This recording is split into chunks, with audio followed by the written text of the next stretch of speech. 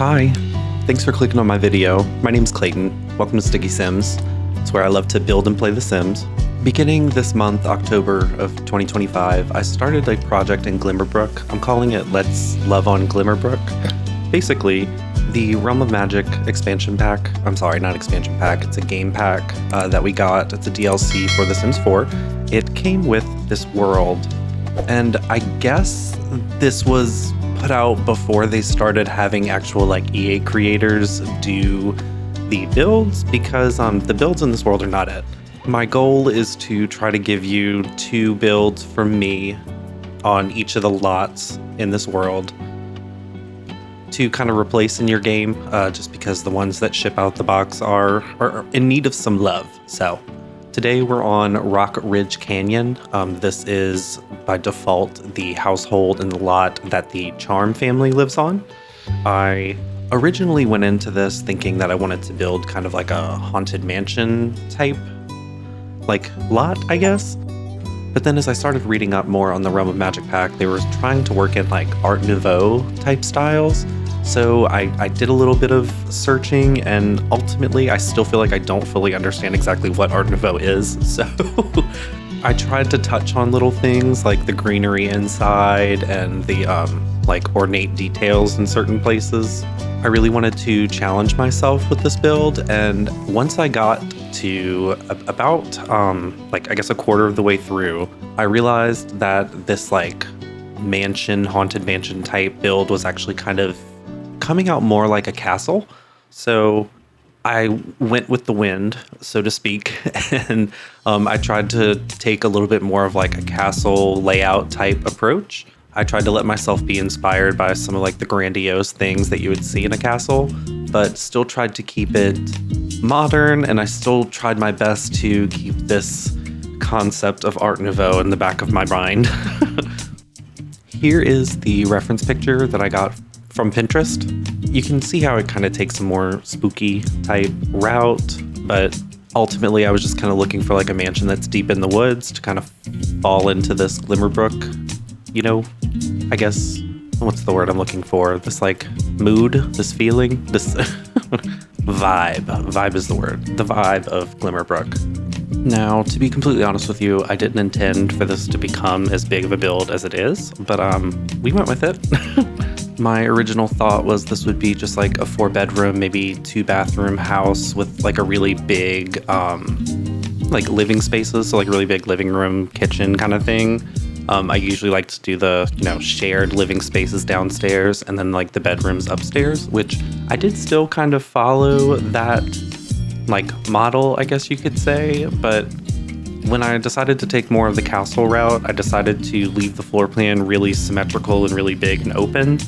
And then the like shell and actual mansion itself ended up taking way more of this lot than I originally intended. So it's a 40 by 30 lot, but I have maxed it the hell out. So as soon as I was done with this, I did make sure to save it and pull up some tray files for you, because while this is on the gallery, it does have a lot on it, and I can't promise that it will place perfectly every time. So while I'm thinking about it in this Glimmerbrook project, I tried to do, I always said I was doing 2 lots, or like 2 builds on each lot in this world.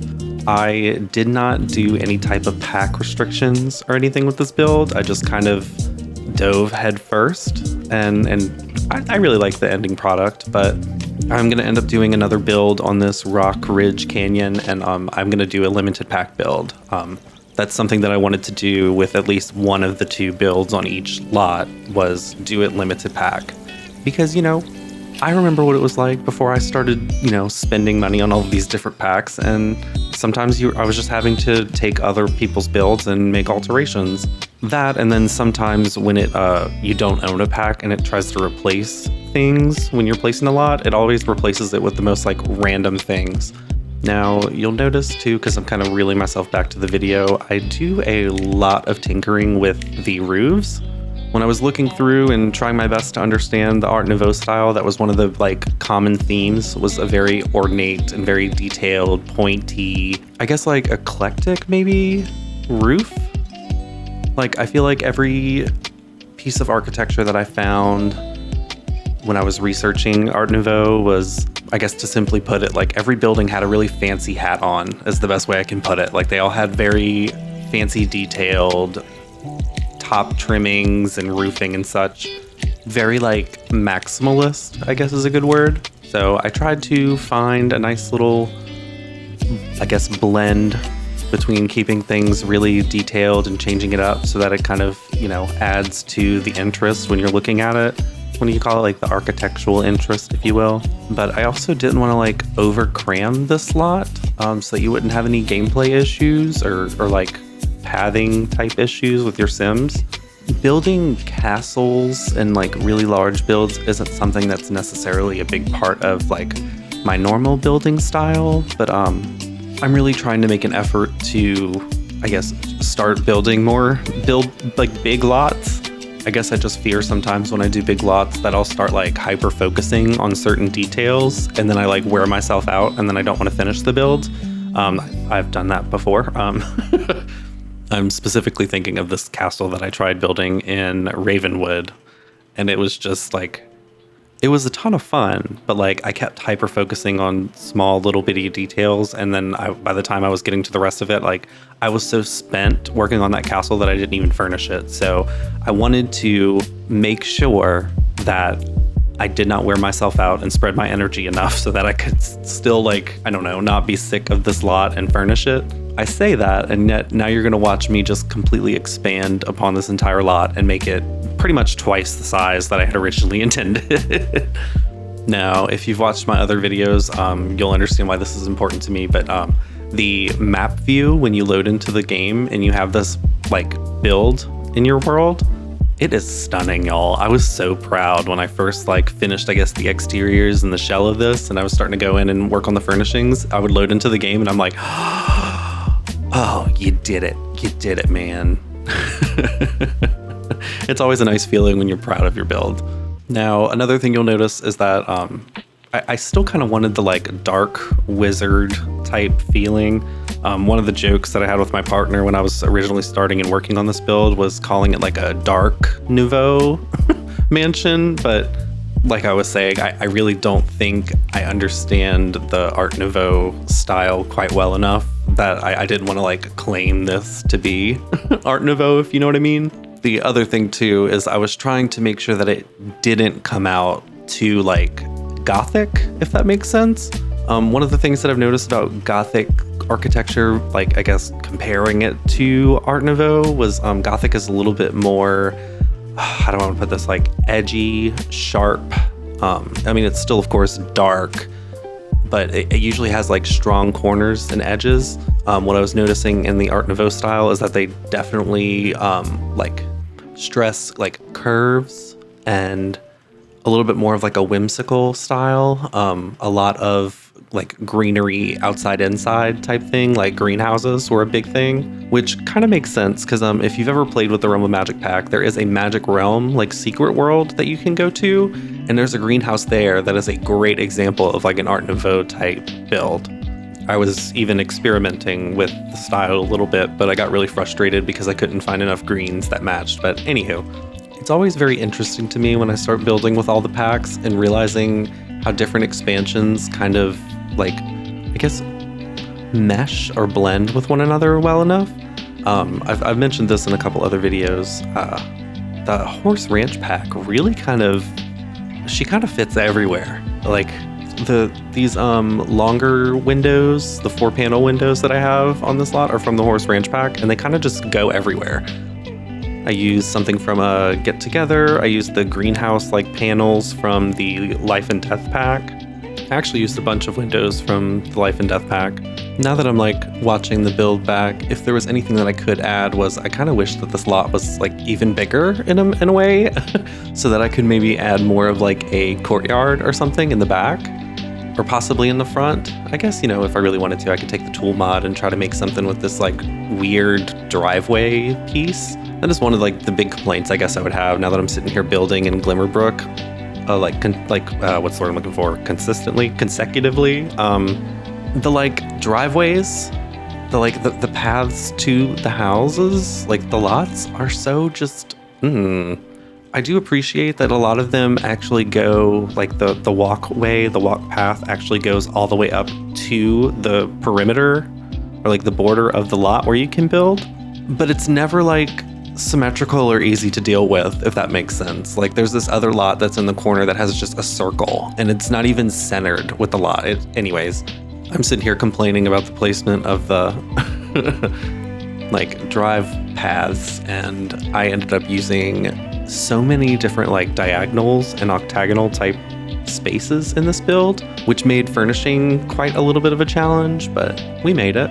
Now we're about, we're like 10 and a half minutes in, so realizing exactly how big this build is, and then, just from, other friends that play Sims and such, I'm learning that a lot of you guys like downloading builds, but like to download them unfurnished, just so that you can kind of have like a shell to deal with and then furnish it however you please and put whoever you want, in the house.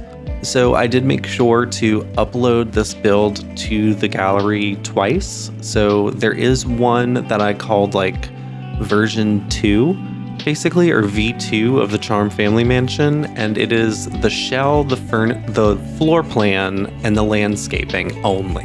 So if you download that version 2, just make sure that you do place it as furnished, and you can basically pick up where I left off.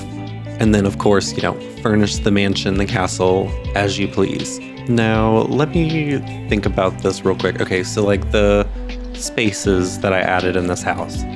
Basically, you come up the drive, you walk into the front entryway, and there's a little, a place to sit. As soon as you walk in the door, there's a double staircase that takes you to the next floor, right? If you continue walking in, I wanted the first thing that you see, the first room that you really like walk into in this castle to kind of be the great hall, if you will. So I made a really big, grand, dining room when you walk in. Immediately off to the side of the dining room, of course, I put a very large kitchen. There's basically 4 big, ballrooms, bigger rooms on the first floor. I did an indoor gym pool area. I did a family room that also kind of extends into basically like a magics room, like a dark arts room, kind of where you can meet with all of your, your spellcaster friends kind of thing. Just like I was saying earlier, the second floor, right above the ground, is basically the the bed chambers. So I did a landing space, and then there's a couple of balconies. There's a little a little gardening, flower arranging space. Ooh, now that I'm thinking about it, I probably could have added candle making, because that also kind of falls into the that spellcaster feel, witchy, But anyways, yeah. So I did 4 bed chambers basically, and I tried to give each one its own little unique thing. I didn't do too much research into the actual Charm family. I really just kind of wanted to make some big, stunning type rooms that would fit in a castle, This being the biggest lot in Glimmerbrook, I felt like it needed to have a really grand, build here, right? We need a really big, pretty building in this neighborhood, the affluent types. Anywho, there is also a 3rd floor. The 3rd floor I was kind of hesitant about. There's a part of me that kind of wanted to just leave it empty. There's a part of me that also kind of wanted to make it an exclusive type bedroom, penthouse type of thing. But ultimately, I ended up just making the very top floor kind of like a study, like a library type space. Also, with the way that the 3rd floor kind of goes, you can't really get to the top of the towers. So, but in fairness, the towers weren't really an original plan. They weren't originally in the plans. Yeah, here we go. So like I was mentioning earlier, how I uploaded basically just a floor plan only version of this build. I did put in floors, ceilings, and those chandeliers to at least, give you a good starting point if you wanted to try furnishing this on your own.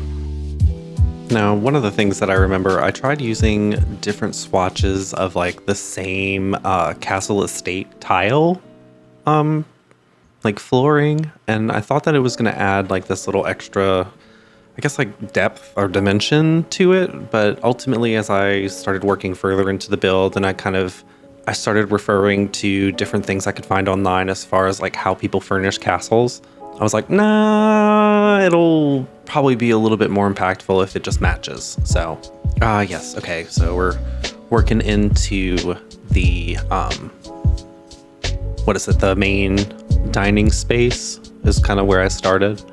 My thought is that with this like great hall type thing, that there would of course be like a dais, or I think is what you call it, at the end of the room, you know, where the king or the host would sit, and then the of course, you know, the banquet type tables going all the way down. I kind of went with a black, red, and white type theme. I figured that the roses would be nice. I also was kind of low-key inspired by like Beauty and the Beast a little bit, with like the drapes hanging from the columns, and then the table that's like perfectly set always. So I think I put a little bit in it, but I ended up editing and clipping out the majority of it because it was such a long process. But I did go into the debug, and I did actually set the table. I put that restaurant and catering experience of mine to good use, and I set the damn table. So as soon as I was done and I realized that it took me probably a good like 30 minutes just to actually set this table, I went ahead and I saved it as a room in my own library, so I don't ever have to do that again.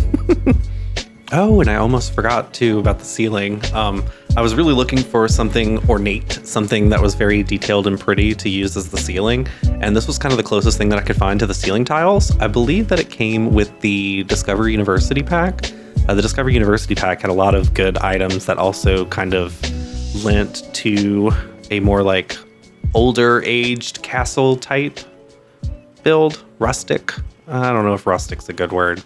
I think the Horse Ranch pack is the one that kind of brought more of the rustic feel, but yeah, I mean, honestly, to be completely honest with you, as I'm sitting here complaining about how long it took to set the table, I think I had the most fun with this room in particular. Like, I guess it was just really fun kind of putting myself into the what is it? I use this mod by Twisted Mexi, Better Build By, and it basically allows you, one of the things that it allows you to do is go into like cinematic mode, like camera mode, while you're in build mode. And that helped a lot because I really wanted to really pound out and make a really exceptional looking great room, like great hall for this build. And also you can see I use this nifty little trick with the floor lamps. So I had actually originally saw Jessica Pye do this. She did it with a like coffee table, and she would put 4 at the 4 corners, and then she would go to like basically clutter and put things where she wanted it on the coffee table. And then more recently I saw in another video somebody was using the floor lamps basically to precisely place it. Like I used it for the bowls, for example, so that I could place exactly where I wanted the bowl to go, as opposed to using the 4 corners. I just thought I would share that a little bit with you if you're a builder and you're into building tips and tricks. That one really helped a lot. Definitely saved a lot of time and a lot of frustration. So I think we had a good little thing going here in this room. Added in some, you know, knights in shining armor, of course. If I wanted to stick to this castle vibe, of course I had to, you know, litter the lot with those armor sets. That is one of the things that I was trying to do more with this lot, with like these little like wall bump outs to kind of create sectioned off spaces.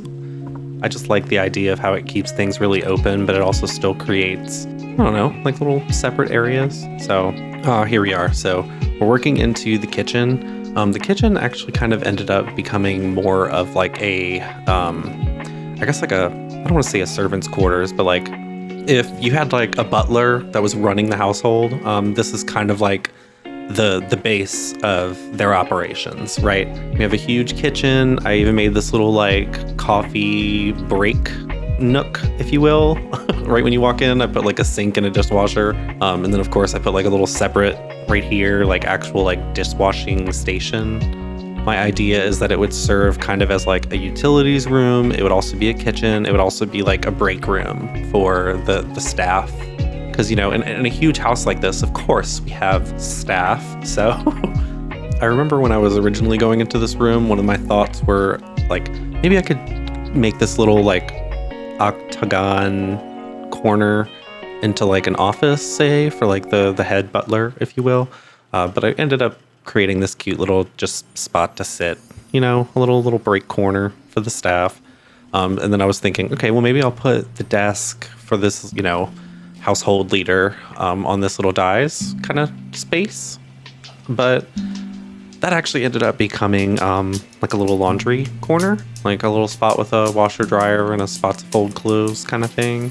Felt like it just made sense for it to all be right here in this same big space. You know what I mean? Like a workroom, if you will. I mean, you saw the dining room. We need to have enough resources to feed all these people that are coming over eventually, I guess. Anyways, I was trying to play around with counters and using like the back sides of them a little bit more. Just felt like it made things a little bit more interesting and would kind of like break things up, change it. I originally liked this idea of there being like little brick walls, chimneys kind of things in between each of the stoves on both sides. But kind of as I went back to it, it really wasn't having the impact that I wanted it to have.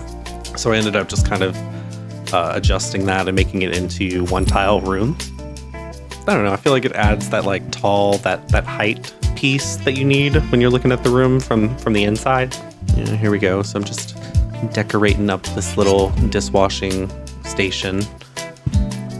There's a little spot for like trash chutes, if you will. A spot for like a pantry or just overflow of things, ingredients, that kind of thing. Now, I will say I did clutter this build. I didn't clutter it as much as I guess I could have, especially in this like huge kitchen type area where there are all of these shelves. I really could have just kept going and kept going and kept going. But ultimately, I didn't want to crash my game or yours. Sometimes less is more, if you know what I mean. And then they did give us I think it's a kit or something, kitchen clutter. Is it the kitchen clutter kit or something? But anyways, there's like little clutter pieces that are like multiple mugs and different things. So it still looks lived in, you know? It's just not incredibly busy, I guess, or it's not as busy as it could be. Anyways, we're moving into our little pool activities, gym, fitness type area. I kind of wanted to do this type of space mostly because I didn't have a yard anywhere. I needed some place to put fitness equipment, and I felt like with a house this size, it would be kind of strange to not have a pool. So if they're really, you know, rich, well off, and affluent, then they can probably afford an indoor pool, right? So I tried my best to kind of give it its own little thing. However, ultimately, I feel like this room doesn't really mesh with the rest of the castle. So I did edit the floor plan slightly to try to kind of like, I guess, section, or I don't want to say hide, but like put this room kind of in its own little space. And I guess, yeah, just separate it from the other rooms since it is so different. Next to each of these staircases, I ended up putting in a bathroom. I kind of did it where it's like a powder room or like a washroom, and then the actual like toilet and tub is in like the next little space, I guess, its own room, like a bathroom within the powder room. I don't know what I'm saying here.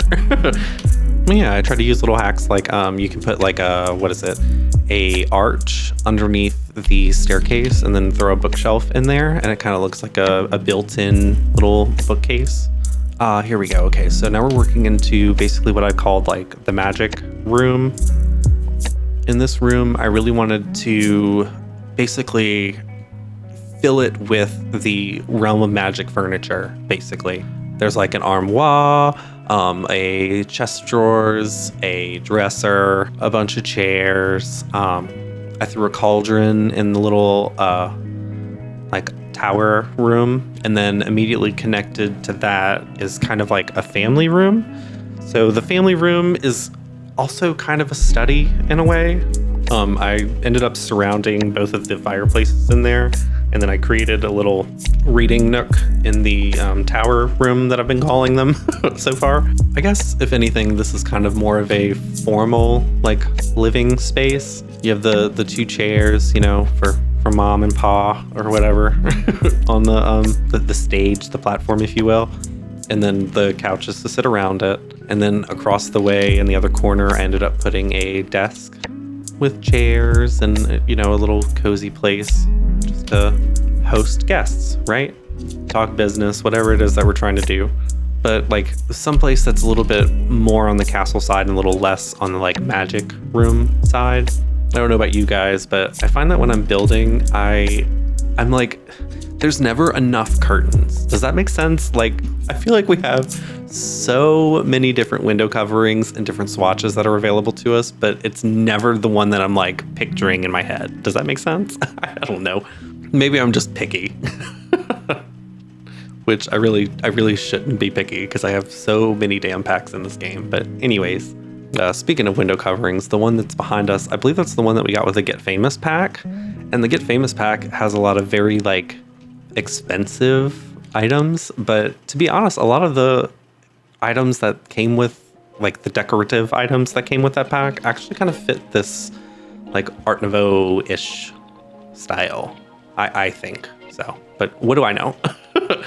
I figured since this is kind of a magic, spell casting, potion brewing type room, it also made sense to add the like chess board, the chess table in there. You know, work on your knowledge and your logic and such. I threw in these shells. I think these shells we got with the Spot A game pack, but I really wanted to use the debug items for all of the potions and all these little beakers because it is so cute in the game when you actually go to play with the slot because it has these little animations that go above it like they're alive, if that makes sense. I don't know. It really brings the build to life. Yep, here we go. So create a little, I guess it's kind of like a seance circle. I don't want to call it a seance circle though because we actually have a seance thing in the game now. But maybe like a spot for, I don't know, the magic council meetings, that's what we'll call it. Or where we hold a mentor, I don't know, a Socratic circle for discussion, whatever you want to, we'll call it that, sure. What am I talking about? Anyways, yep, right, so here are the two little bathrooms. I was still really just trying to use more of the Realm of Magic pack without everything becoming the Realm of Magic pack. The other thing that I'll say while I'm thinking about it, this like brick wallpaper, this brick wall pattern that I used, I believe that actually is from the Realm of Magic pack, and it is probably the most like cross-compatible item that I've found that came with this pack. It's just such a warm, well-textured like wall, and I feel like it would just kind of fit everywhere. So I used it everywhere. Yep, okay, so we started working into the stairwell. Originally, when I started in here, I wasn't really sure what I wanted to do with the stairwell, like the landing. I knew that when you go to like, say that the next floor, you start going upstairs in the castle, you're gonna deal with a bunch of, you know, like hallways, corridors, and different things.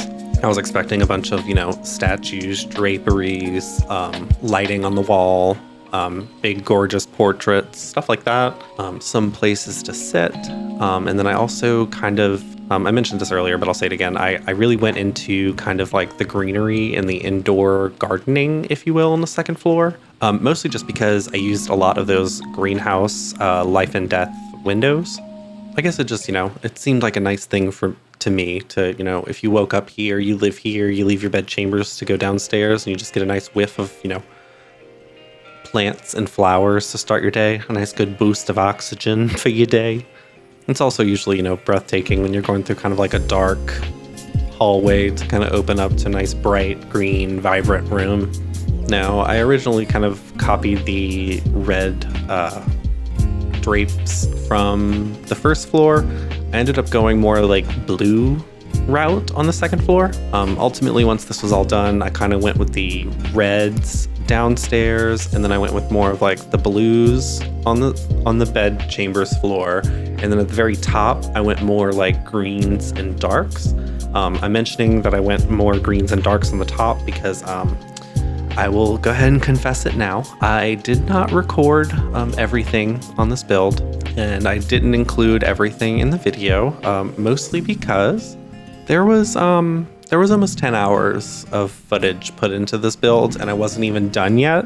So I am really gonna try to get better at building these big homes, because 10 hours of just building and not even being done, you know, that's before I even started working on the video. So, and in my experience, I feel like even if you're heavily engaged and invested in a speed build, after like 30 or 40 minutes, you're probably gonna get a little sleepy, and that's okay. That's okay. But I basically just didn't want to make this video unnecessarily long. And to be completely honest with you, I feel like the majority of people that watch it watch the tour at the end anyways. So I did make sure, you know, to go, you know, full out when it came to the tour this time.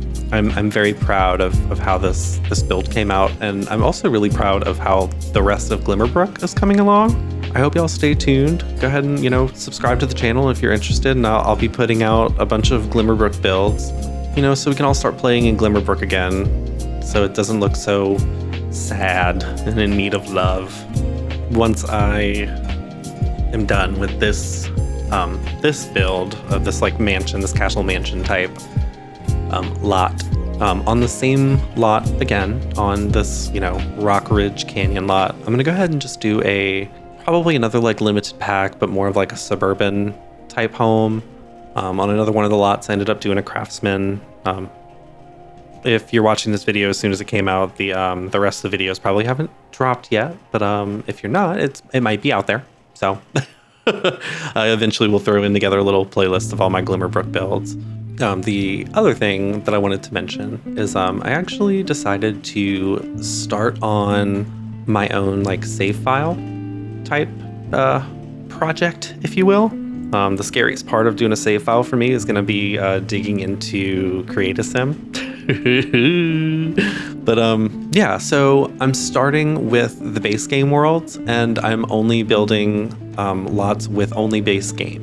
So you'll be seeing some more content from StickySims. I'll be doing base game save file videos. I decided for those videos, for the sake of me being a part-time creator and to kind of help me with time, and I really just enjoy building, and I want to get the builds out for you guys while still having time to do, you know, my other projects and my legacy videos, stuff like that. I decided to do no talking on those. So I know some of you guys love listening to me yap, and I know some people just prefer speed builds and they'll just mute me, and that's fine. That, you know, it's fine. You won't hear me, you know, talking specifically, you know, with my words about those base game builds that you'll start seeing on my channel, but I'm always happy to connect with people. I'm on Blue Sky primarily. Of course, I'm mostly here on YouTube. This is like my chosen socials platform, but right behind it is actually Blue Sky. I'm just StickySims.bsky.social on that app. I'd love to connect with you there. My favorite part of the Blue Sky app is it's, you know, it's not, what's the word I'm looking for? It hasn't been around like for the time that some of the others like Instagram and Twitter X have been around. So it still feels kind of like, I don't know, real people and less like engagement farming. But anyways, thank you so much for watching. I hope to see you in the next video. Love you. Bye.